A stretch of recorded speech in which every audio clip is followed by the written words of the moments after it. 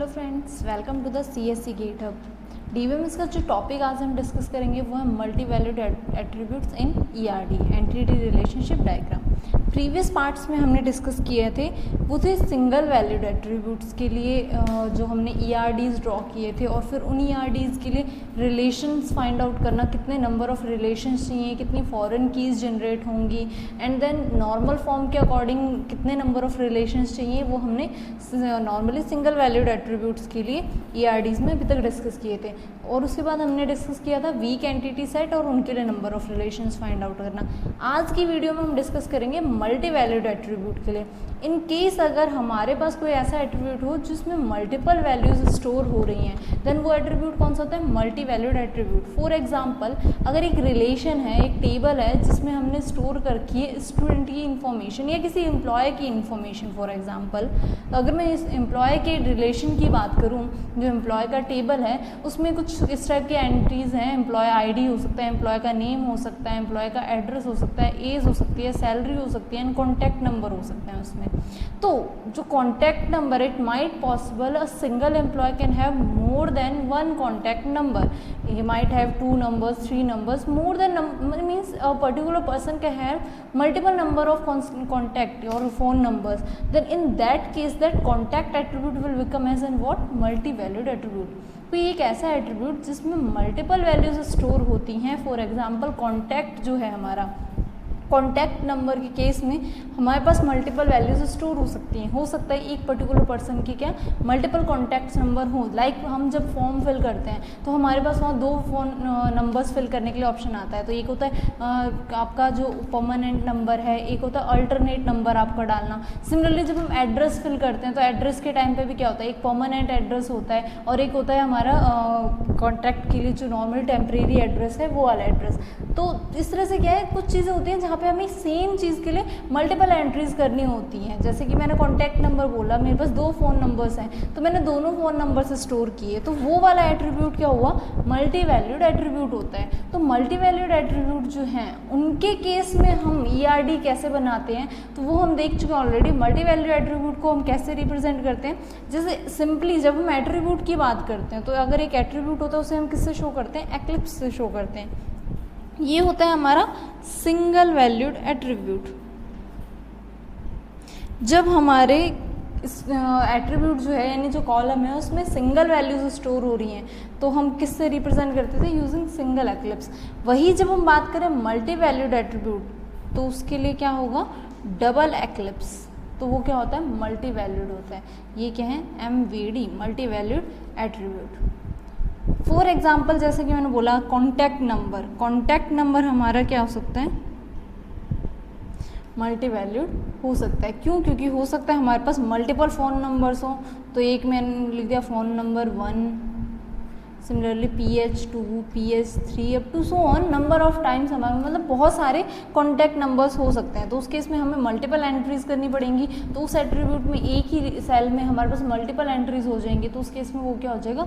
Multi valued attribute होगा। अब multi valued attribute के लिए हमें रिलेशंस कैसे फाइंड आउट करते हैं? डायरेक्टली हम उस पर चलते हैं क्योंकि गेट में डायरेक्टली क्वेश्चन आएंगे मल्टी वैल्यूड के लिए। मल्टी वैल्यूड क्या होता है? वो एट्रीब्यूट जिसमें मल्टीपल वैल्यूज स्टोर करनी पड़े हमें, वो एट्रीब्यूट्स क्या होते हैं? मल्टी वैल्यूड होते हैं। अब हम क्वेश्चन लेते हैं डायरेक्टली एंड देन इसके लिए number of relations find out करने की कोशिश करते हैं। अभी तक हमने सिंगल वैल्यूड, ये सारे देखो ये क्या है? ये तीनों एट्रीब्यूट सिंगल वैल्यूड है, ये दोनों एट्रीब्यूट्स भी क्या है? सिंगल वैल्यूड है। लेकिन एक ये एट्रीब्यूट F नेम का जो एट्रीब्यूट है ये क्या है? हमारा मल्टी वैल्यूड है। क्यों? क्योंकि ये डबल हमारे एक्लिप्स के अंदर है। तो अब हमें इसमें फाउंड आउट करना है कि नंबर ऑफ रिलेशंस कितने बनेंगे जब हम इस ERD को RDBMS में स्टोर करेंगे। तो उस केस में हमारे पास नंबर ऑफ रिलेशंस कितने आएंगे? या फिर हो सकता है हमें क्वेश्चन में गिवन हो design RDBMS for above ERD, इस तरह से भी क्वेश्चन गिवन हो सकता है। या तो आपको ये बोल दें इस गिवन ERD के लिए आपको RDBMS डिजाइन करना है। RDBMS is what? और relational database management system. Relational database management system क्या होता है? जिसमें हम हमारी सारी डिटेल्स किसमें? रिलेशंस में यानी कि टेबल्स में स्टोर करते हैं। तो इनडायरेक्टली इस क्वेश्चन का मतलब भी क्या हुआ कि रिलेशंस ही पूछ रहा है कि हम किस तरह से इसको रिलेशन में स्टोर करेंगे। या फिर लास्ट में क्वेश्चन में हो सकता है how many number of relations required to store that particular ERD। तो वहाँ पे भी आपको क्या नंबर ऑफ रिलेशंस बताने होंगे। अब देखो हमने मैपिंग पढ़ ली थी, मैपिंग के केस में ये एरोज के बेसिस पे हम क्या करेंगे, मैपिंग चेक करेंगे। एंड देन सेकंड टर्म होता था पार्टिसिपेशन, कि टोटल पार्टिसिपेशन है या पार्शियल। अगर डबल लाइंस होती हैं तो टोटल होता है, सिंगल लाइन है तो पार्शियल पार्टिसिपेशन होता है। यहाँ दोनों लाइंस क्या है, सिंगल लाइंस हैं। इट मीन्स व्हाट, कौन सा पार्टिसिपेशन है, सिंगल पार्टिसिपेशन है, यानी कि पार्शियल पार्टिसिपेशन भी जिसे बोलते हैं। टोटल पार्टिसिपेशन नहीं है, सिर्फ पार्शियल पार्टिसिपेशन है। अब हम मैपिंग की बात करें तो इस साइड एरो है, इट मीन्स ये क्या है 1, और ये विदाउट एरो लाइन है, इट मीन्स यहाँ क्या है मैनी, यानी कि ये कौन सा मैपिंग हुआ, 1 to मैनी का मैपिंग है। एक रिलेशन R1 के थ्रू यहाँ पे E1 और E2 क्या कर रहे हैं, आपस में कोई एक रिलेशनशिप मेंटेन कर रहे हैं। किस मैपिंग के थ्रू, 1 to मैनी के मैपिंग के थ्रू। अब हमें इसमें से जब हम रिलेशन की बात करें तो नॉर्मली जब 1 to मैनी का जब केस आता है तो उस केस में हमने देखा था जब 1 to मैनी होता है तो ग्रुपिंग हमेशा रिलेशन की किससे होती है, मैनी वाले साइड से होती है। वो एंटिटी जिससे साथ मैनी की मैपिंग है उसके साथ जो हमारा रिलेशन है उसका क्या होता है, ग्रुपिंग होती है। और जो हमारी की बनती है वो की कौन सी बनेगी, हमारी ये जो मैनी वाली साइड है वो हमारी क्या बनती है, की बनती है। ठीक है, जब मैनी वाली साइड हमारी की बनेगी तो इस तरफ यानी कि जो ये लेफ्ट हैंड साइड में 1 वाली साइड में जो एंटिटी है उसकी जो की होती है हमारी वो क्या बनती है, अल्टरनेट की बनती है। ये सब हम बेसिक ऑलरेडी देख चुके हैं सिंगल वैल्यूड एट्रीब्यूट के केस में। अब सिर्फ यहाँ डिफरेंस क्या आ गया कि हमारे पास एक मल्टी वैल्यूड एट्रीब्यूट आ गया। अब मल्टी वैल्यूड एट्रीब्यूट को स्टोर करने के लिए क्या कंडीशन है हमें बस वो देखना है। तो देखो हमारे पास यहाँ पॉसिबल FDs क्या है, ये की है तो ऑब्वियसली हमारे पास क्या हो सकता है, A tends to B C, यानी कि A tends to B, A tends to C, ये हमारे पास FD हो सकती है। यहाँ पे क्या हो सकता है, D टेंस टू E हो सकता है, सिंगल वैल्यूड, ये सिंगल है दैट्स वाई हम सिंगल वैल्यूड को कैसे सिंगल एरो से शो करते हैं। जब मल्टी वैल्यूड आ जाता है तो उसी को किस तरह शो करते हैं, using double arrow, D double tends to F। ये हमारे पास क्या हो सकती हैं, पॉसिबल FDs बन सकती हैं। और एक कौन सी FD बनेगी, जब ये यहाँ पे फॉरेन की बनेगा, जब हम ग्रुपिंग करेंगे, बेसिकली जब हम ग्रुपिंग कर रहे थे सिंगल वैल्यूड के केस में तो हमारे पास क्या बनता है, एक तो ABC रिलेशन बनता, एक ये क्या होता, अगर हम मल्टी वैल्यूड की बात नहीं कर रहे तो क्या होता, DE। फॉर एग्जाम्पल यहाँ F नहीं है, एक बार DE ही है, सिंगल वैल्यूड की बात करें, DE और A यहाँ क्या बनता हमारा, फॉरेन की बनता, तो हमारा ये रिलेशन क्या बनता, ADE बनता। तो एक रिलेशन क्या बनता है ABC और एक क्या बनता है ADE, जहाँ पे D की होता और एक क्या होता फॉरेन की होता। तो एक पॉसिबिलिटी इस रिलेशन के अकॉर्डिंग क्या बन सकती है, D टेंस टू A। क्यों, क्योंकि यहाँ पे की क्या है, D है, तो हम हमेशा जो हमारी FD बनाते हैं वो किसके बेसिस पे बनाते हैं, की के बेसिस पे। तो हमारा डिटरमिनेंट हमेशा क्या होता है, की। तो ये हमारी क्या हो सकती है, पॉसिबल FDs हो सकती हैं इस रिलेशन के लिए। ये मल्टी वैल्यूड है, कौन से एंटिटी में है, E2 में, तो D tends double tends to F हमने लिख दिया।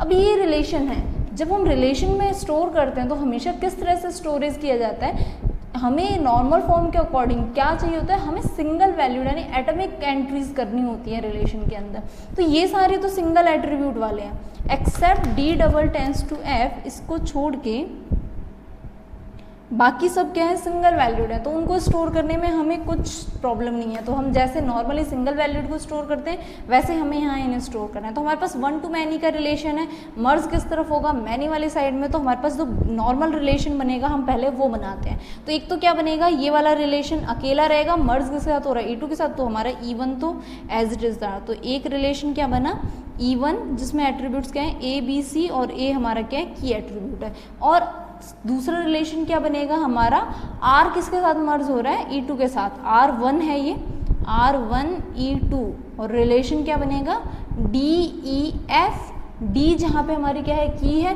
और A यहाँ से हमारी क्या बनती है, फॉरेन की बनती है। तो ये हमारे दो रिलेशंस बनेंगे जब सिर्फ सिंगल वैल्यूड एट्रीब्यूट हो। तो 1 to मैनी के केस में हमारे पास ये चीज़ें बन सकती हैं।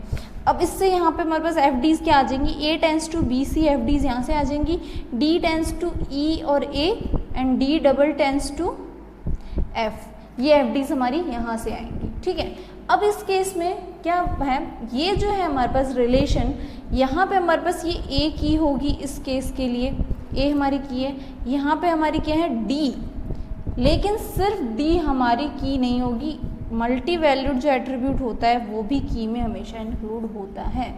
जब भी हम एक रिलेशन में मल्टी वैल्यूड, जब आपने कैंडिडेट कीज जब हम मल्टी वैल्यूड के केस में लेते हैं ना, तो जो मल्टी वैल्यूड एट्रीब्यूट होता है ना वो डेफिनेटली आपके कैंडिडेट की में इंक्लूड होगा ही होगा। ये कैंडिडेट की कंडीशन होती है कि जब मल्टी वैल्यूड एट्रीब्यूट, जब आपके रिलेशन में कोई मल्टी वैल्यूड एट्रीब्यूट आता है, लाइक यहाँ हमारे पास एफ क्या है, मल्टी वैल्यूड है, तो उस केस में जो हमारी की बनेगी ना वो हमेशा मल्टी वैल्यूड एट्रीब्यूट और जो आपको की गिवन है उन दोनों को कंबाइन करके जो की कैंडिडेट की हमारी बनेगी। ओके, तो ये हमारी की बनी। अब इस केस में ये हमारा अभी फिलहाल हम जब इसको देखें तो ये क्या हमारा नॉर्मल फॉर्म के अकॉर्डिंग हम जब रिलेशन देखें तो क्या ये सेकंड नॉर्मल फॉर्म में है? नहीं है। क्यों? क्योंकि सेकंड नॉर्मल फॉर्म के केस में देखो बाय डिफॉल्ट हमारा रिलेशन फर्स्ट नॉर्मल फॉर्म में होता है, बस वहाँ पे रिडंडेंसी एंड वो सब सिचुएशन आ जाते हैं। स्टिल हमारे मल्टी वैल्यूड एट्रीब्यूट्स भी नहीं होने चाहिए 1NF में। तो अभी हम देखें तो ये 1NF भी नहीं, क्योंकि हमारे पास एक मल्टी वैल्यूड एट्रीब्यूट है। तो हम कोशिश करते हैं कि इस मल्टी वैल्यूड एट्रीब्यूट को साइड करें, बाहर निकाल दें, ताकि बाकी के रिलेशंस 1NF में आ जाए। इट मीन्स व्हाट, ये हमें पार्ट क्या करना है, बेसिकली ब्रेक करना है। अगर इस तरह से नहीं तो हम सेकंड सिचुएशन भी देखें सेकंड NF के लिए, तो देखो हमारी की क्या है, DF हमारी की है। सेकंड नॉर्मल फॉर्म को डिससेटिस्फाई करने के लिए क्या होता है कि अगर proper subset of a candidate key determines non prime attribute, then there is a what is second normal form के लिए क्या था हमारा प्रॉपर सबसेट। अगर कैंडिडेट की का प्रॉपर सबसेट किसी नॉन प्राइम को डिटरमाइन कर रहा है तो उस केस में वो क्या है, सेकंड नॉर्मल फॉर्म में नहीं है। तो वो हमें यहाँ आप देखना है कि क्या हमारा प्रॉपर सबसेट नॉन प्राइम को डिटरमाइन कर रहा है। तो देखो प्रॉपर सबसेट डी और एफ है। प्रॉपर सबसेट क्या हो सकता है, डी हो सकता है और एफ हो सकता है। अब एफ के लिए हमारी कोई एफ डी नहीं गिवन, तो एफ का क्लोजर हम नहीं देख पाएंगे। ठीक है, तो हम सिर्फ सी का डी का क्लोजर देखते हैं। डी के क्लोजर से हमें क्या मिल रहा है, ई मिल रहा है। ए तो चलो हमारा प्राइम है, लेकिन वो अनदर रिलेशन के लिए है। तो ई तो डायरेक्टली हमें पता चल रहा है कि ई क्या है, एक नॉन प्राइम एट्रीब्यूट है। तो इससे हमें क्या पता चल रहा है, सेकंड नॉर्मल फॉर्म में भी नहीं है। तो ऑब्वियसली अब हमें क्या करना है, इसको ब्रेक करना पड़ेगा। नॉर्मली जब आप कंक्लूजन निकालोगे, वन साइड वाला एक रिलेशन बनेगा, मैनी के साथ आपका क्या होता है, मर्ज होता है रिलेशन। लेकिन जब हम उसमें फर्दर देखते हैं कि क्या वो सेटिस्फाई कर रहा है हमारे फॉर्म्स को या नॉर्मल फॉर्म्स को या नहीं, उस अकॉर्डिंग फिर वहाँ पे वो क्या होता है, डिस्क्वालीफाई कर देते हैं हमारे नॉर्मल फॉर्म्स को। तो अब हमें क्या करना है, ब्रेक करना है। किस चीज़ की वजह से प्रॉब्लम आई है, इन डी और एफ की वजह से प्रॉब्लम आई है।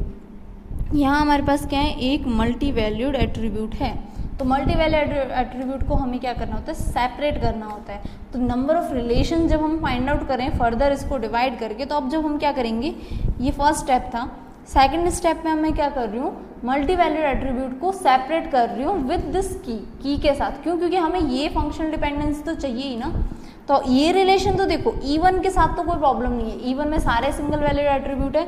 1 की मैपिंग थी तो डायरेक्टली हमें पता है 1 और मैनी की जब मैपिंग होती है तो मैनी वाले साइड में मर्ज होता है रिलेशन, 1 वाला साइड हमेशा सेपरेट रहता है। तो हमने E1 को तो ऑलरेडी सेपरेट कर रखा है, तो E1 तो हमारा एज इट इज ऐसे रहेगा ABC, जहाँ हमारी A क्या है, की है। अब बात आती है हमारे पास R1 E2 की। तो उस केस में हम क्या करेंगे, इसे ब्रेक करेंगे। एक तो क्या होगा जिसमें सिर्फ सिंगल वैल्यूड एट्रीब्यूट्स हो, तो सिंगल वैल्यूड क्या होगा, एक डी ई और फॉरेन की क्या बनेगी, ए, जहाँ डी हमारी क्या है, की है।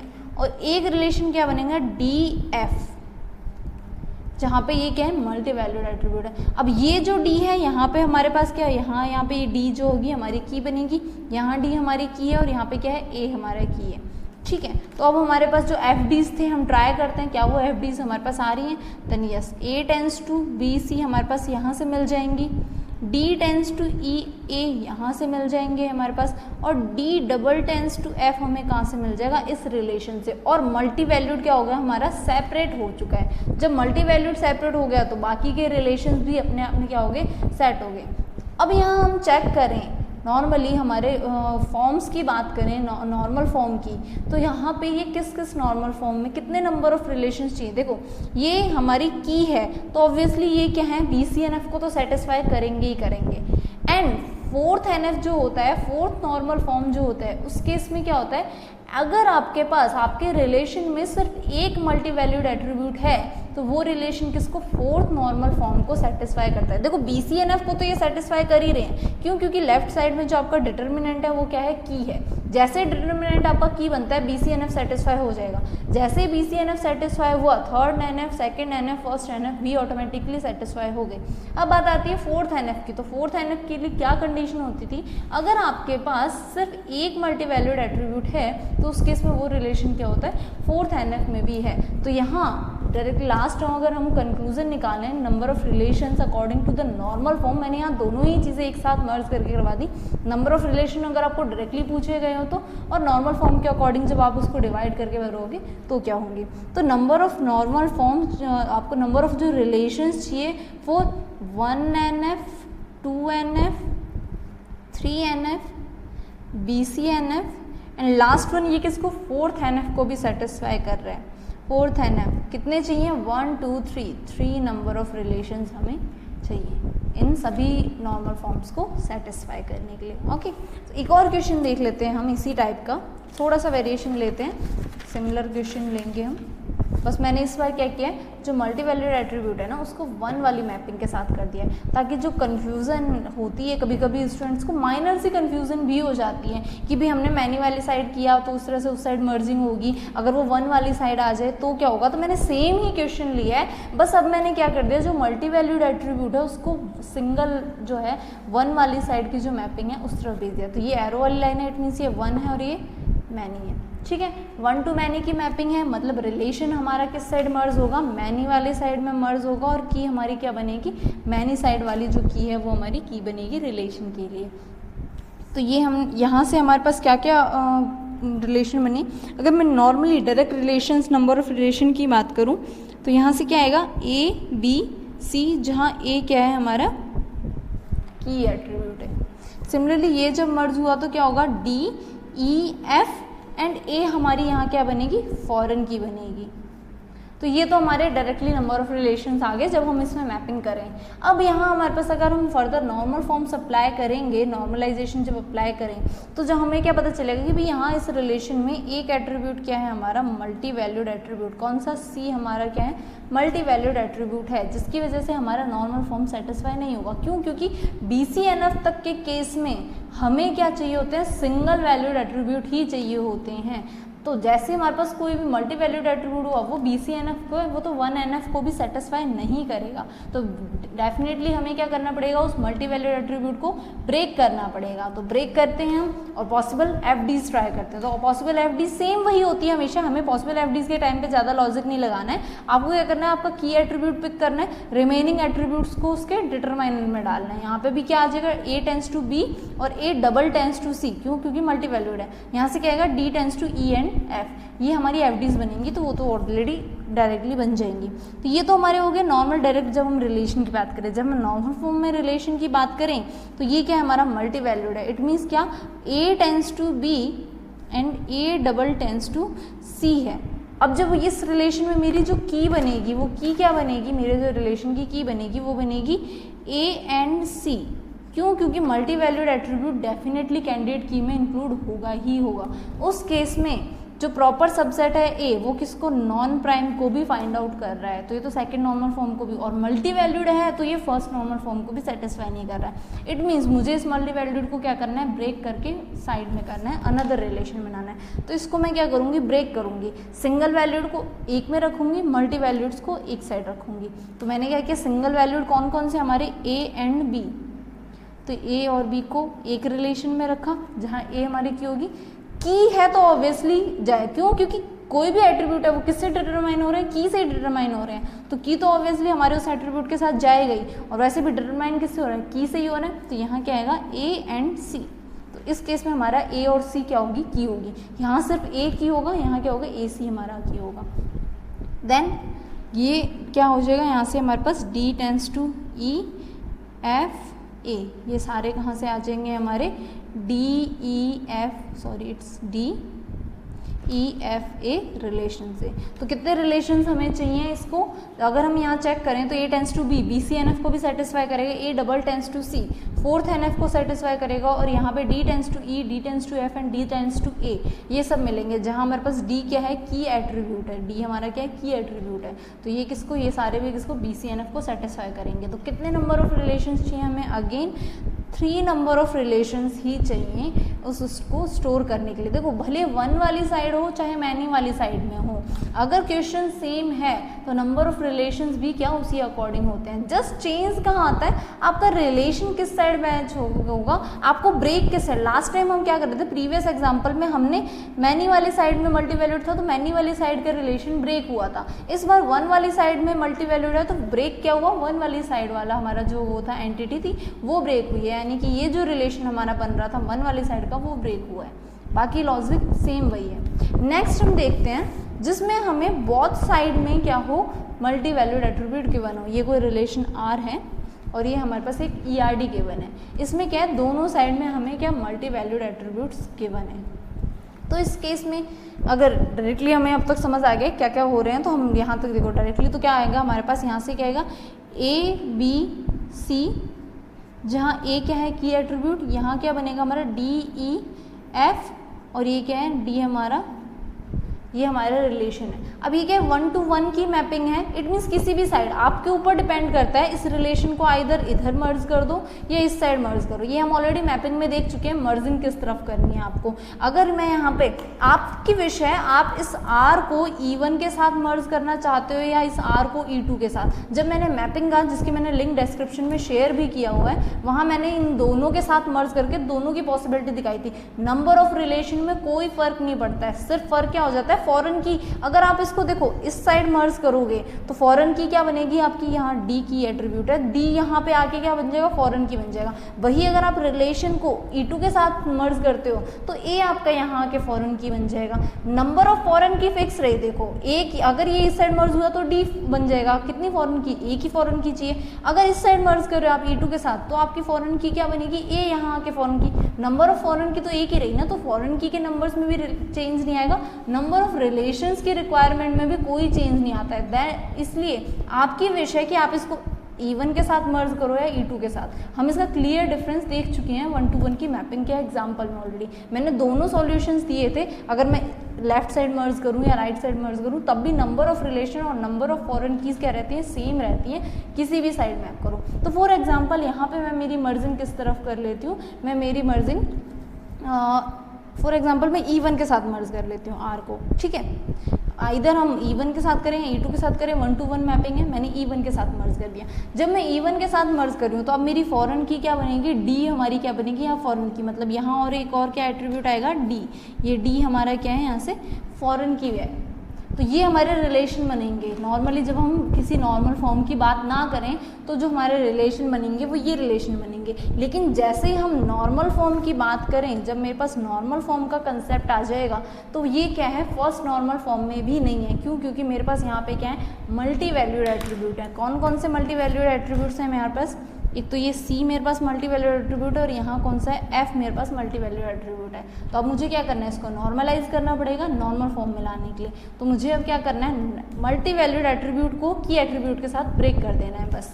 तो इसको मैं ब्रेक करूँगी, सिमिलरली यहाँ पे भी मैं क्या करूँगी, ब्रेक करूँगी। तो जब मैं ब्रेक करूँगी तो क्या बनेगा, A B D, जहाँ A मेरा की एट्रीब्यूट और D क्या है फॉरेन की बनेगा। एक तो ये हुआ सारे सिंगल एट्रीब्यूट्स एक साथ, और एक क्या बना A एंड C, ठीक है।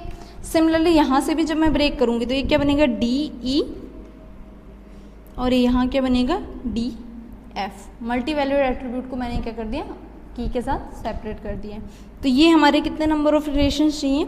अब ये जो नंबर ऑफ रिलेशंस हैं ये किसको, ये वाला फोर्थ NF को भी सेटिस्फाई करेगा, ये वाला भी फोर्थ NF को सेटिस्फाई कर रहा है, बाकी हमारे किसको BCNF को सेटिस्फाई कर रहे हैं, तो डेफिनेटली वो किसको सेटिस्फाई करेंगे, 3NF, second NF and first NF को भी सेटिस्फाई करेंगे। क्यों? क्योंकि A tends to B, A क्या है हमारा की एट्रीब्यूट है, A टेंस टू D, दोनों क्या बनेंगे BCNF, D tends to E, D हमारा क्या की एट्रीब्यूट है तो वो किसको करेगा, BCNF को सेटिस्फाई करेगा। तो कितने नंबर ऑफ रिलेशंस हमें चाहिए यहाँ पे, 4 रिलेशंस चाहिए इसको सेटिस्फाई करने के लिए, ठीक है। तो ये हुए हमारे नंबर ऑफ रिलेशन जब दोनों तरफ आपको क्या हो, मल्टी वैल्यूड एट्रीब्यूट्स गिवन हो। तो ये कुछ हमने एग्जांपल्स डिस्कस किए जब हमें मल्टी वैल्यूड एट्रीब्यूट्स गिवन होते हैं। इसी तरह से आपको यहाँ हमने दो एंटिटीज़ के बीच में मैपिंग की है और क्वेश्चंस किए। माइट पॉसिबल गेट में आपको यहाँ से और मल्टीपल एंट्रीज कर दें, कुछ भी डिफरेंस नहीं आएगा, आपको कुछ भी नहीं करना है। जो आपको मैपिंग गिवन है उसके अकॉर्डिंग आप अपने रिलेशन को मर्ज करो और लास्ट में जो मल्टी वैल्यूड एट्रीब्यूट है ना उसको उसके की एट्रीब्यूट के साथ सेपरेट कर दो। बस सिंगल एट्रीब्यूट्स को उस तरफ लिख दो एक रिलेशन में, और जो जितने भी मल्टी वैल्यूड एट्रीब्यूट्स हैं उन सबको क्या करो, सेपरेट कर दो। अगर इसी केस में आपको मल्टीपल मल्टी वैल्यूड एट्रीब्यूट मिल जाएंगे तो उतने जगह आपको क्या करना है, वहाँ पे ब्रेक करना है। क्यों? क्योंकि जब आप 4th NF के लिए सेटिस्फाई करना चाहोगे, जब आप 4th NF की बात करो, 5th NF and 6th NF के केस में मल्टीपल वो वैल्यूड एट्रीब्यूट्स आ जाएंगे, नो प्रॉब्लम। लेकिन हम हाईएस्ट जो हमारे गेट में आते हैं वो BCNF तक ही आते हैं, कभी कभी 4th NF तक आ जाते हैं। 5th NF 6th NF के क्वेश्चन कभी नहीं आते। तो इसमें अगर आपको 4th NF में और भी मल्टी वैल्यूड एट्रीब्यूट्स देते हैं तो आपको कुछ नहीं करना है, उतनी ही बार उसको ब्रेक करते जाना है। क्यों? क्योंकि अगर मान लो यहाँ C के साथ लाइक D E F है, यहाँ पे G और एक और मल्टी वैल्यूड के साथ आ जाता, तो यहाँ पे हमारे पास क्या A C G हो जाता। तो यहाँ से क्या क्या बनते, एक तो फॉर एग्जांपल मैं इसी में अगर थोड़ा सा चेंज कर रही हूँ तो मेरे पास क्या बनते, A C एंड G बनते। तो मेरे पास कितने मल्टी वैल्यूड एट्रीब्यूट थे, एक A double tends to C and एक A double tends to G बनता। जबकि 4th NF के अकॉर्डिंग क्या होता है, सिर्फ एक मल्टी वैल्यूड एट्रीब्यूट होगा तो वो 4th NF को सेटिस्फाई कर रहा है। लेकिन यहाँ कितने हैं, 2 मल्टी वैल्यूड एट्रीब्यूट्स हैं, तो उस केस में मुझे A C को भी सेपरेट करना है और A G को। तो इस केस में जो मेरा क्या बनते, रिलेशंस क्या बनते, A C and A G, ये अलग अलग रिलेशंस बनाने पड़ते 4th NF को सेटिस्फाई करने के लिए। तो जितने मल्टी वैल्यूड एट्रीब्यूट्स होंगे उसके अकॉर्डिंग आपको क्या करना है, नॉर्मल फॉर्म के अकॉर्डिंग ब्रेक करना है। अगर नॉर्मल फॉर्म गिवन नहीं है देन आपको डायरेक्टली मैपिंग के अकॉर्डिंग क्या करना है, रिलेशन बताना है और नंबर ऑफ एट्रीब्यूट्स बताने हैं और फॉरेन कीज बताने होते हैं। बस मैक्सिममली जो क्वेश्चन आते हैं गेट में वो नॉर्मल फॉर्म के बेसिस पे आते हैं। क्यों? क्योंकि उसमें जो नंबर ऑफ रिलेशंस है ना वो इंक्रीज हो जाते हैं, number of foreign keys increase हो जाती हैं उस केस में।